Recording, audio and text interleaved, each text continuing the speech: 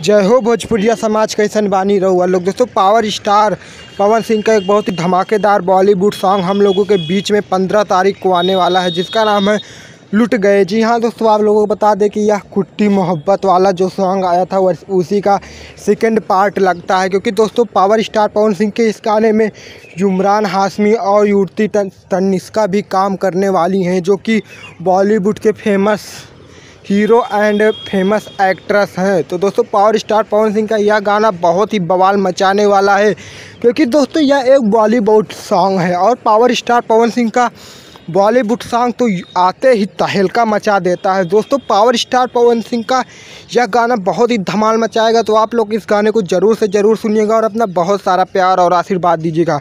दोस्तों भोजपुरी से जुड़ी इसी तरह छोटी से बड़ी न्यूज़ जानने के लिए हमारे चैनल को सब्सक्राइब कर लें, क्योंकि सबसे पहले आपको इसी तरह की ट्रेंडिंग न्यूज़ मिलेगी इसी चैनल पर। मिलते हैं नेक्स्ट वीडियो में। जय हिंद, जय भारत।